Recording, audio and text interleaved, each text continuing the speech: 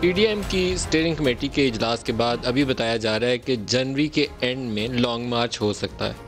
Long मार्च शायद इतना आसान नहीं है, इसलिए उनको टाइम चाहिए होगा पहले मोमेंटम बिल्डअप करने के हवाले से। लेकिन उससे बड़ा जो इशू था गुज़श्ता रोज़ के इजलास में, जहां पर ख़ुद नवाज शरीफ भी बात कर रहे थे और बाकी पार्टीज़ के लीडर्स भी बात कर रहे थे। मैं पिछले चंद एक रोज़ से बार बार कह रहा हूँ कि एक जो सेंटर फोकस है वो पंजाब की तरफ शिफ्ट हो जाएगा इनएविटेबली, क्योंकि वहाँ पर ऐसी पोजीशन है, पार्टी पोजीशन और सियासी एतबार से वहाँ पर हिलाना बुज़दार को निस्बतन आसान होगा इन सियासी जमातों के लिए जो इस वक्त बरसरे पेकार हैं तहरीक-ए-इंसाफ की हुकूमत से। जरदारी साहब ने कहा जाता है कि गुज़श्ता रोज़ के इजलास में दोबारा इस बात को दोहराया कि वहाँ पर हम काफ लीग को साथ मिलाकर पंजाब में तब्दीली की कोशिश करें। इन हाउस चेंज अगर वहाँ आ जाती है तो बाकी मामलात के ऊपर आगे बढ़ना आसान हो जाएगा। तो इस्तीफ़ों की ऑप्शन को होल्ड बैक रखा जाए। जब तक हम असम्बलियों के अंदर कुछ कर नहीं देते तब तक इस्तीफ़ों की ऑप्शन को एक्सरसाइज नहीं करना चाहिए। इस्तीफ़े आखिरी हरबा होना चाहिए।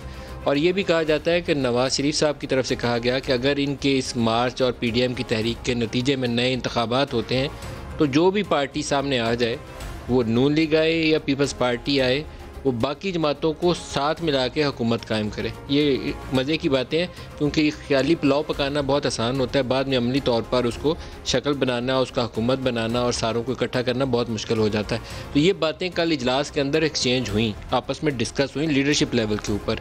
क्या इनके इरादे हैं सिर्फ पावर स्ट्रगल तक हैं या अमली तौर पर कुछ तब्दील करना है? वही दोबारा जो माजी था उसी को लेकर आगे चलेंगे कि आज एक की बारी कल दूसरे की बारी, और जिसके सर के ऊपर इस्टेब्लिशमेंट हाथ रख दे उसकी हुकूमत कायम हो जाएगी।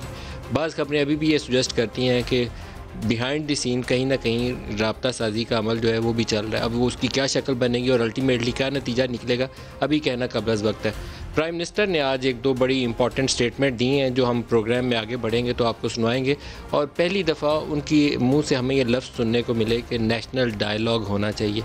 प्राइम मिनिस्टर शायद ख़ुद उसके ऊपर यकीन नहीं रखते। ना नेशनल डायलॉग के लिए वो बैठ सकेंगे उन लोगों के साथ जिनको वो चोर और डाकू के नाम से पुकारते रहे। सियासी तौर पर आपने एक चीज़ होती है डूएबल और सर्टन चीज़ें जिसको आप अपने पॉलिटिकल स्टेटमेंट्स के नतीजे में वो बना देते हैं कि ये अब डूएबल नहीं रहा। प्राइम मिनिस्टर ने 2.5 सालों में इतनी दफ़ा, उससे पहले अपोजिशन लीडर के तौर पर उनको चोर और डाकू कहा कि शायद अब सियासी तौर पर वो उनके साथ बैठने की पोजीशन में है ही नहीं।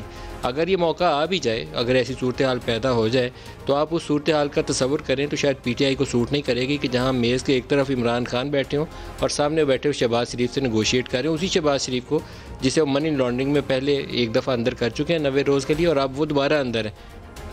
ये सूरत हाल है सियासी हमारे मैदान के अंदर जो इस वक्त खेल सजा हुआ है।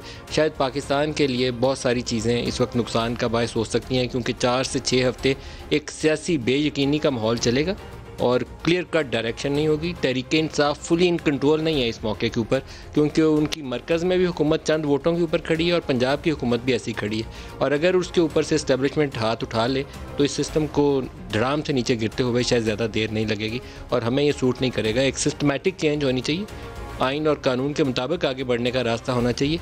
कुछ ऐसा नहीं होना चाहिए जिससे सवालिया निशान पूरे निज़ाम के ऊपर खड़ा हो जाए।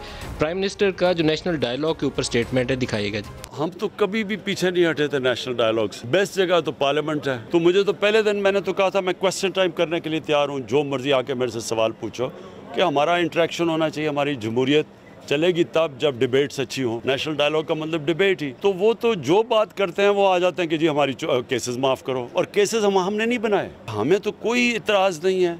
मैंने तो असेंबली में कहा था कि किसी भी बात करने के लिए हम तैयार हैं, लेकिन किसी सूरत एनआरओ के ऊपर हमारे से बात ना करना। करप्शन के केस हम नहीं माफ़ करने लगे। ये पॉलिटिकल रेटरिक के लिए बात बयानात अच्छे होते हैं, लेकिन मौजूदा हुकूमत को दो चीज़ों ने जिससे बहुत नुकसान पहुंचा है। एक इनकी इकनॉमिक टीम थी और दूसरा इनका नैब है जिसने पूरे मुल्क को इस वक्त हिला के रखा हुआ है। प्राइम मिनिस्टर इससे अगले ही सांस में कहते हैं कि ये दे दें इस्तीफ़े। ये भी एक सियासी नारे के तौर पर अच्छा होता है, दे दें इस्तीफ़े, मैं बाई इलेक्शन करवा दूंगा। बाई इलेक्शन तहरीक-ए-इंसाफ की 30-35 सीटों पर नहीं थी नून लीग करवा सकी, और यहाँ आधी असम्बली की बात हो रही है। सुनिएगा प्राइम मिनिस्टर में। ऑपोजिशन क्या करेगी? जलसा कर लेगी। हमारे से बड़े तो जलसे नहीं कर सकते वो। ये 11 मिल के और भी 11 मिल जाए तो तब भी आधे नहीं जलसे कर सकते जो हमने किए हैं। तो और इन्होंने क्या करना है? नो कॉन्फिडेंस मोशन आ जाए असेंबली में। आईनी तरीका तो वो है। तीसरी चीज़ क्या है? इस्तीफे देंगे, हम इलेक्शन करवा के और मजबूत होकर आ जाएंगे। मुझे तो नहीं समझ आती कि ये क्या करेंगे।